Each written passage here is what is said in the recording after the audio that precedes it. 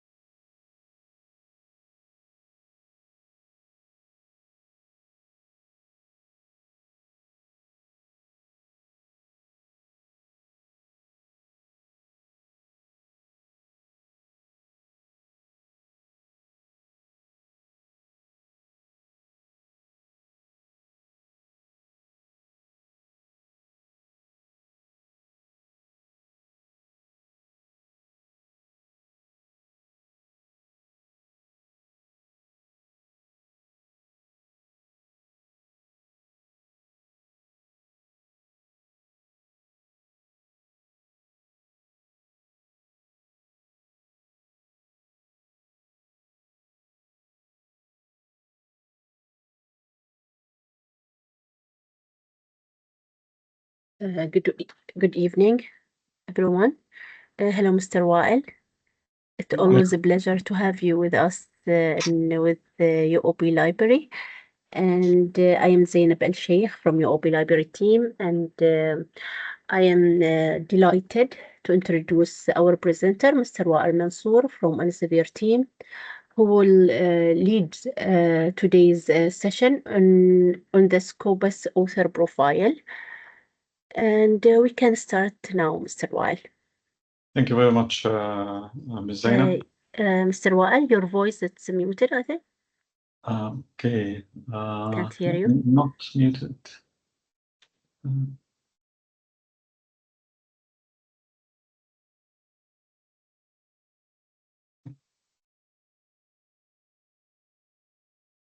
Can you hear me now? Still. Can you hear me? زينب سامعني؟ Anyone can hear you? Can hear the Better? voice? On my side, I am still not able to hear your voice. Hello?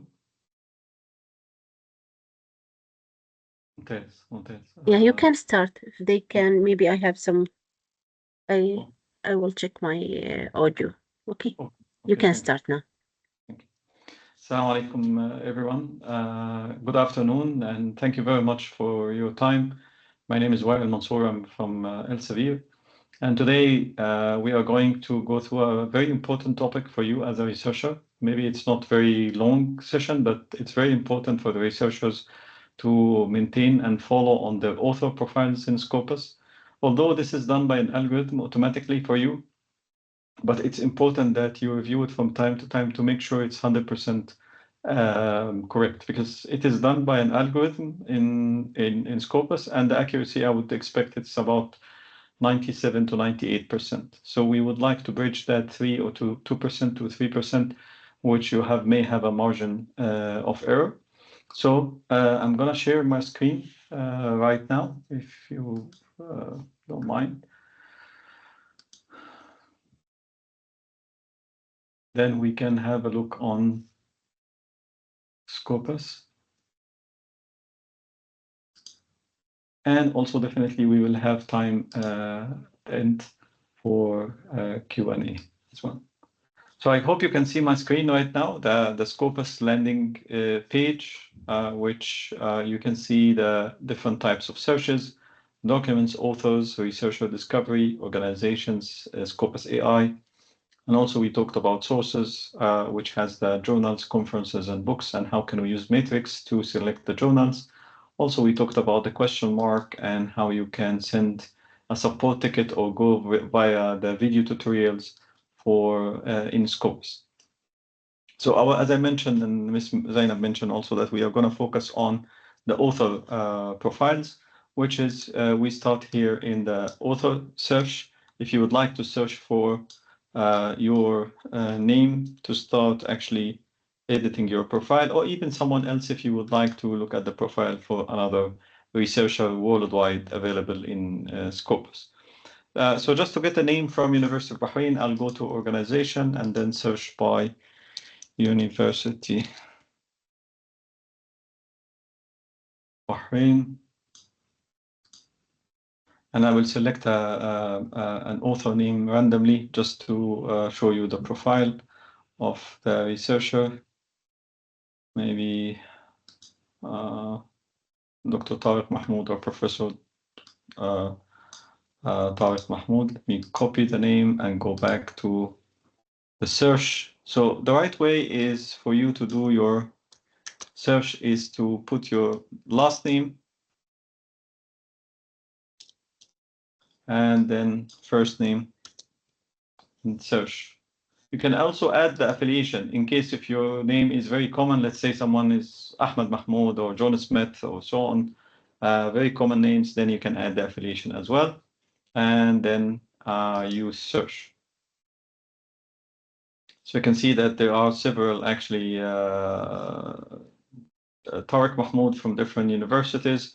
The first one, which we are looking from University of Bahrain, and there are other universities as well. So let's click on the author name. Now we are into the profile of the researcher. So first of all, on the top of the profile, you see the formal name of the researcher. And by the way, you can change that because usually over the years, the researchers publish with different names. And also the publishers themselves could change the name a little bit. So you send it fully, but they publish with your name with an initials and so on. So you can actually select the right name format from here. You can see that Dr. Tariq is with University of Bahrain right now, and you can see the Scopus ID from here that is assigned to any researcher once he or she publish a paper indexed in Scopus. Automatically you get an Scopus author ID, and this is a fixed number and unique number for the researcher. Even if the researcher moved to another university tomorrow, it will be the same number. So Scopus ID, it will be the same over all the affiliations which is the researcher work for. Also, you can have your ORCID ID and link that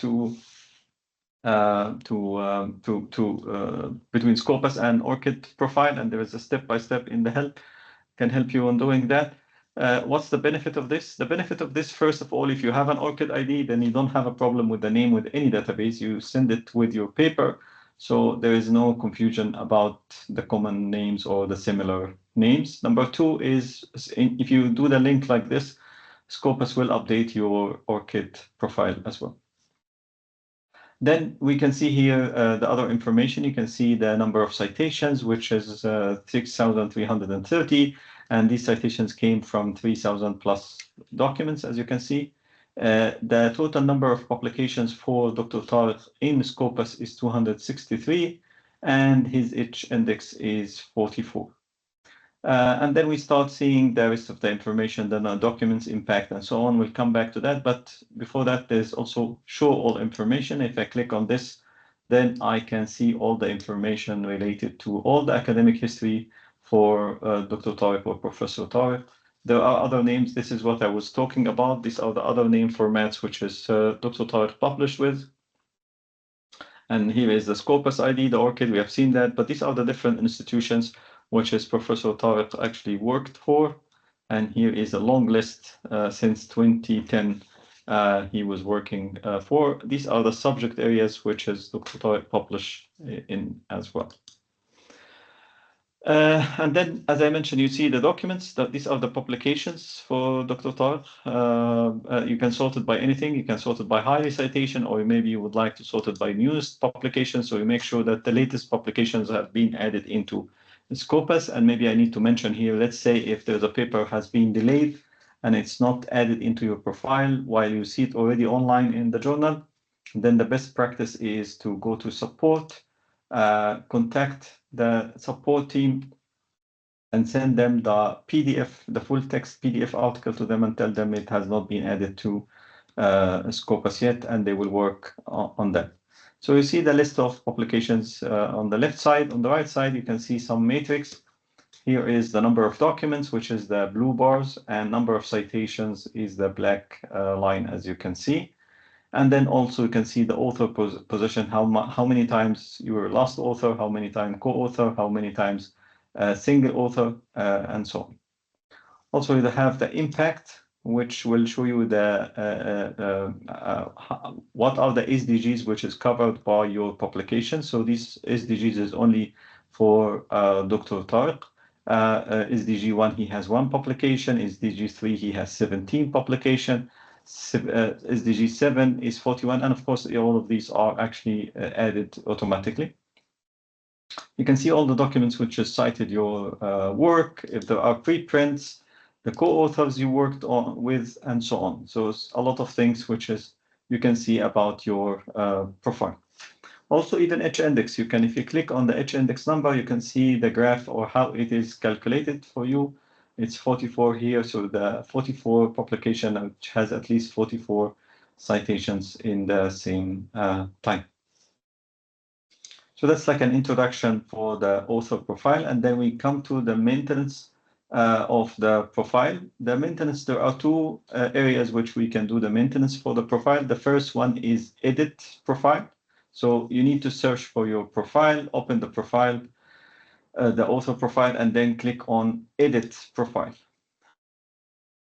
The best way is the researcher do it himself or herself because they know definitely their publication, but also someone else can do it for you. We are not going to change anything in the profile, of course. but it asks you, as you can see, is this your profile or someone else? Because any changes will go to the support to verify these changes and then implement it. Of course, when they see it coming for the author, they implement it faster because definitely the author knows the publication. So now I'm going to continue. So there are several areas. The first one is the preferred name. So right now for Dr. Tariq, this is the preferred name. But if I click here in the pull down menu, you can see also the other name formats, which is one of them is publishing by the initials for Dr. Tariq.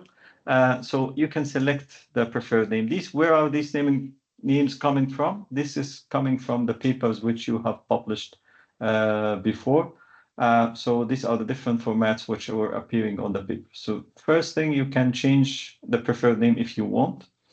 The second thing, you can change your current organization. Although the current organization changes automatically once you publish a paper with the University of Bahrain. So for example, let's say Dr. Tariq was working in Arabian Gulf University before, and then he moved to University of Bahrain. His profile, current organization will remain as Arabian Gulf University till he published his first paper and put the University of Bahrain on the affiliation.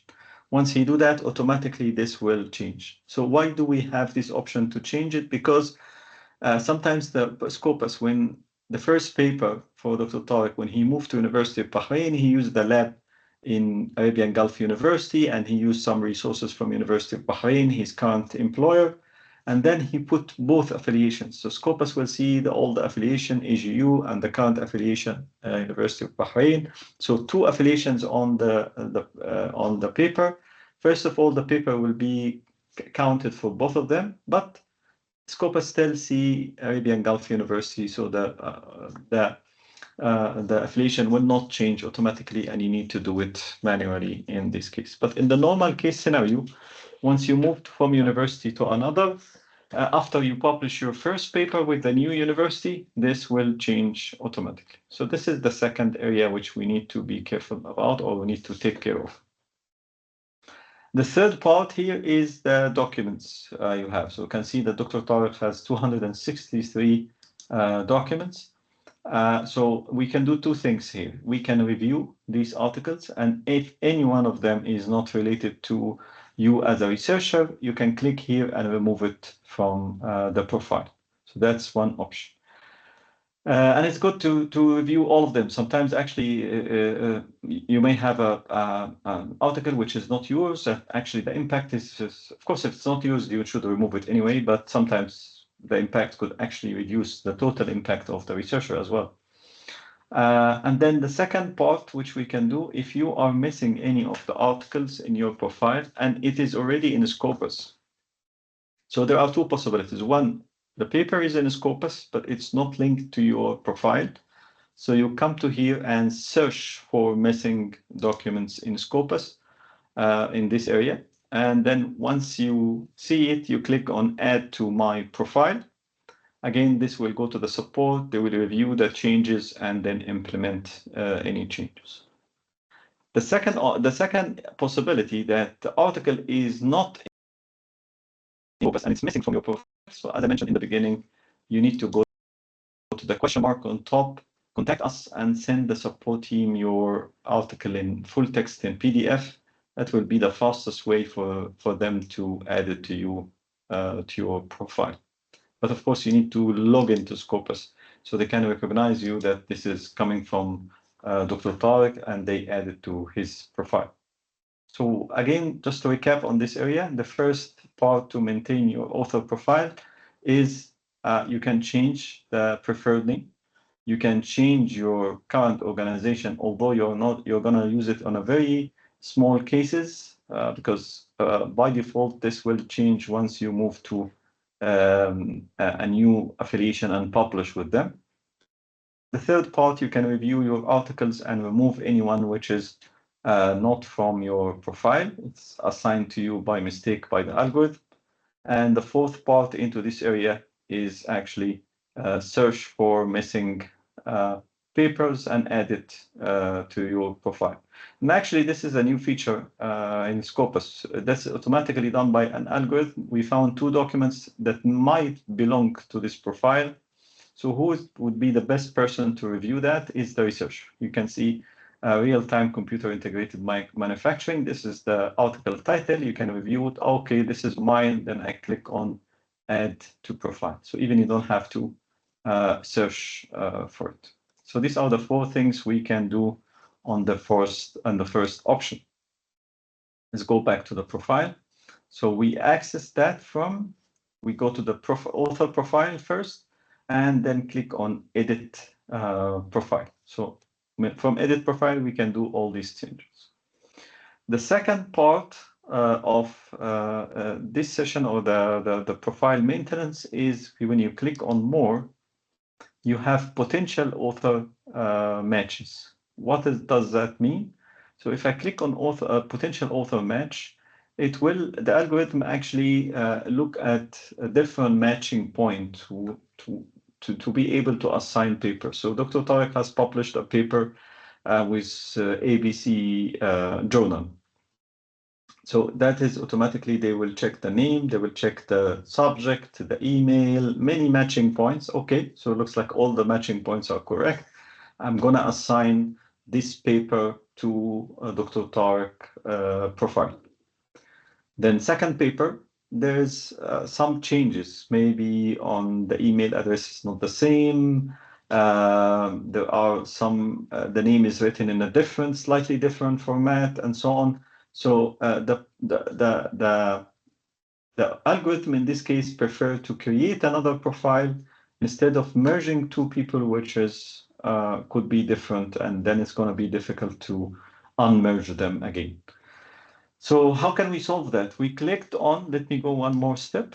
We clicked on more potential author matches.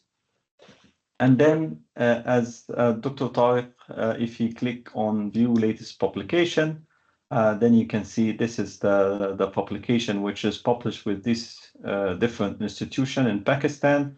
Maybe that is belonged to Dr. Tariq before joining University of Bahrain, or maybe that is his home institution before. If yes, you can actually tick the box here. That's my profile, and request to merge. So you can see it's just a request to merge. It will not merge immediately. It will go to the support team to review it and do the changes. And if they see it's not correct, they will not do any changes. And as an author, you need to review all these different format names. Maybe all of them are used, and you are missing a lot of papers actually in your profile, and definitely this will affect your H index and a lot of things. So that's the second part of maintaining your author profile. As I mentioned, this is part of the 2 to 3%, which is the algorithm was not 100% sure this paper belong to Dr. Tariq here. So it creates another affiliation and then put it into that list, so you can review it from the author profile. Click on more potential author matches, and then you can review the information here. And then if you see one of these profiles or all of them is yours, just tick in the box and then request to merge. Usually the changes will take 2 to 3 weeks. The support team will inform you automatically by the changes, but remember to log into Scopus. And login to Scopus is very simple, just the username and password by email address and password, and you would be able to do all these changes. So this is actually what I wanted to share with you today. It's a short session, but at the same time, I believe it's very, very important. Sometimes I get a request from authors that I need to change these things, but in a few days. That's not possible because there is a couple of database in the background. So the changes go to a database, and then once the change is updated, it goes to Scopus and Cyval after that. So there's a long procedure in the background. So it's better that we be proactive. Review our author profiles from time to time to make sure it's 100% complete. So if there's a promotion or evaluation or anything, or if there's nothing like this, but it's your academic CV on an international database like Scopus, it's important to be 100% correct. So that's actually I wanted to share with you, and I'll be happy to take the questions now. I don't know if there's any questions in the chat. Yes. Thank you, Mr. Thank you very Wael. much. You can check the chat box if there is a question. I have a question regarding the institution. If we can go to the filter an author, if we go to the author profile, and we need to filter an author publication by specific institution. Maybe he have a different institution he work on, like a current institution is different from the. There is any way that we can filter by institution on author profile? I'm not sure if I got your question, but let me go to Scopus and Yes. then we'll try to do it together. Yeah. So right now, if you would like to filter the documents of Dr. Tariq, Yes. let me go And once. if he has worked in multiple institutions, Yes. can we view only the publication affiliate with the current institution? Let's try to do that.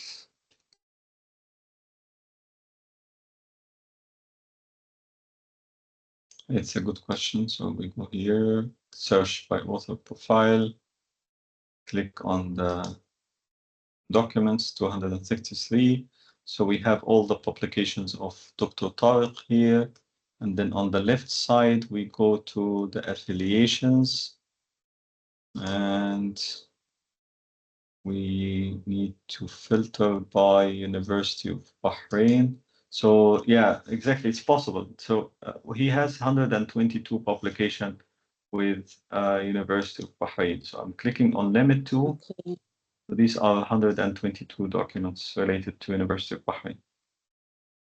Yeah, because sometimes we face this kind of a question regarding his his publication during on multiple institutions.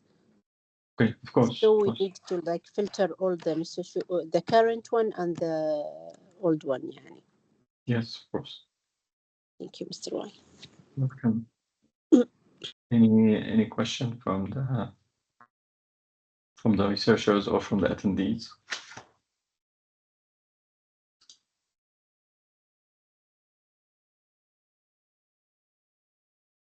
Thank you, Dr. Umayma. She said all clear. Okay. Any question?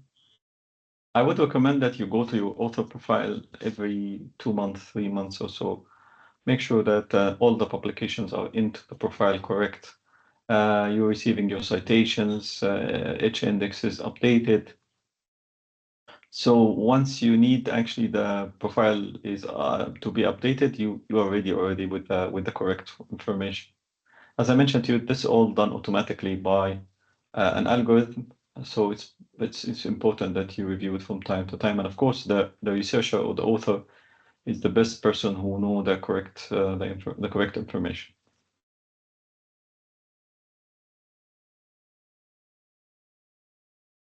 Any question?